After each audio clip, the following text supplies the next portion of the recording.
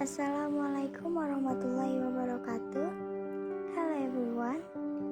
Kembali lagi bersama saya Tri Utami Maharani dari kelas MN21C dengan nomor induk 2021008040. Saya berasal dari Universitas Nusa Putra, Sukabumi. Di sini saya akan menjelaskan tentang mata kuliah akuntansi manajemen dengan materi Balance Scorecard, yang dimana dosen pengampunya itu adalah Dr. Gustian Juanda SEMM.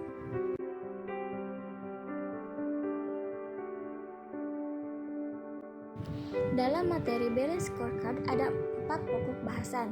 Yang pertama, pengertian Balance Scorecard. Yang kedua, fungsi Balance Scorecard.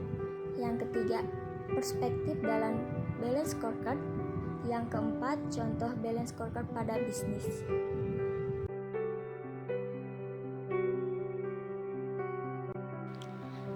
Pokok bahasan yang pertama itu adalah pengertian Balance Scorecard.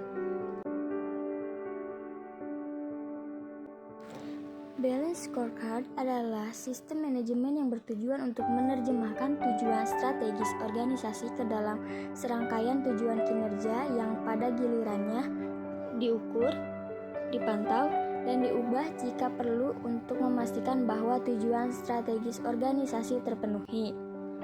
Premis utama dari pendekatan Balance Scorecard adalah bahwa metrik akuntansi keuangan yang secara tradisional diikuti perusahaan untuk memantau tujuan strategis mereka tidak cukup untuk menjaga perusahaan tetap pada jalurnya.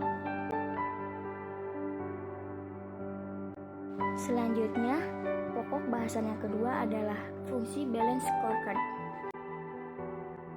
Fungsi Balance Scorecard yang pertama adalah memberi struktur pada strategi. Tidak seperti manajemen keuangan atau SDM, organisasi sering berbicara tentang kinerja dan strategi organisasi dalam berbagai cara yang berbeda dan unik. Dengan demikian, ada banyak pendekatan berbeda untuk manajemen strategis. Balance Scorecard adalah cara yang logis dan berstruktur untuk membantu para pimpinan organisasi Anda memastikan bahwa semua area organisasi dicakup dengan cara yang mudah dipahami. Yang kedua, mempermudah komunikasi strategi dalam bisnis. Rencana bisnis dirancang untuk menyampaikan rencana strategis dengan jelas.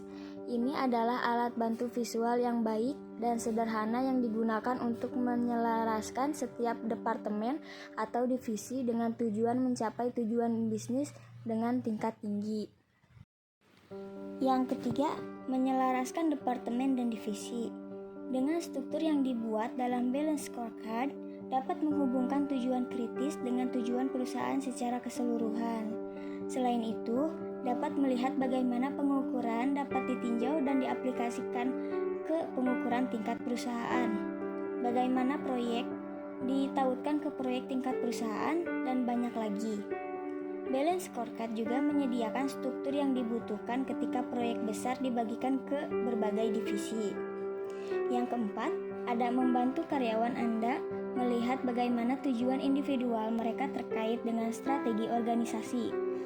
Menggunakan kerangka kerja organisasi berfokus pada strategi, Balance Scorecard memungkinkan individu untuk menyelaraskan tujuan mereka di seluruh organisasi. Jadi, Balance Scorecard memungkinkan semua karyawan untuk menghubungkan apa yang mereka lakukan untuk kemajuan tim dan perusahaan secara keseluruhan. Yang kelima, ada membuat strategi terus pada tracknya. Banyak organisasi membangun rencana strategis dan meletakkannya di rak, tidak pernah ditinjau ulang. Pembuatan kerangka kerja Balance Scorecard didasarkan pada peninjauan strategi secara teratur dan hanya dapat melakukan ini jika strategi Anda diatur. Selanjutnya ada pokok bahasan yang ketiga, itu adalah perspektif dalam Balance Scorecard.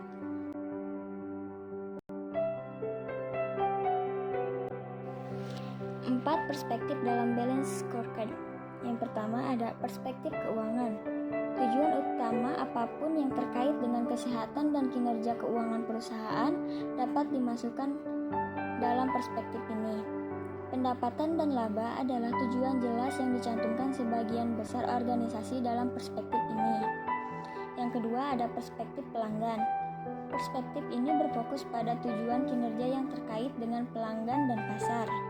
Yang ketiga ada perspektif proses internal. Di sini Anda akan menetapkan tujuan dan sasaran operasional internal atau yang perlu dimiliki bisnis dan apa yang perlu dilakukan bisnis dengan baik untuk mendorong kinerja. Dan yang terakhir ada perspektif pembelajaran dan pertumbuhan. Perspektif terakhir ini mempertimbangkan pendorongan kinerja yang lebih tidak berwujud karena mencakup spektrum yang begitu luas. Perspektif ini sering dipecah menjadi beberapa komponen. Selanjutnya, pokok bahasan yang keempat itu adalah contoh balance scorecard pada bisnis.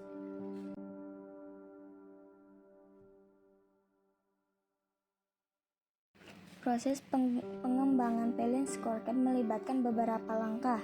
Yang pertama, tetapkan visi masa depan yang jelas. Yang kedua, tentukan faktor penentu keberhasilan. Yang ketiga, tentukan tujuan strategis. Yang keempat, pilih indikator untuk mengukur dan memantau kinerja. Dan yang terakhir, tetapkan tujuan rencana, tindakan, dan inisiatif. Selanjutnya ada contoh tabel balance scorecard di toko kopi sederhana. Pada perspektif keuangan, objektivitasnya meningkatkan pendapatan, tujuannya meningkatkan pendapatan bersih 10%, indikatornya laporan keuangan, inisiatifnya membuat aturan baru untuk pembayaran dengan metode kredit. Pada perspektif pelanggan, objektivitasnya memiliki tingkat pembelanjaan pelanggan yang tinggi, tujuannya meningkatkan penjualan per pelanggan 15% dari rata-rata, indikatornya nilai dari invoice penjualan, inisiatifnya improvisasi produk mix dan paket bundling.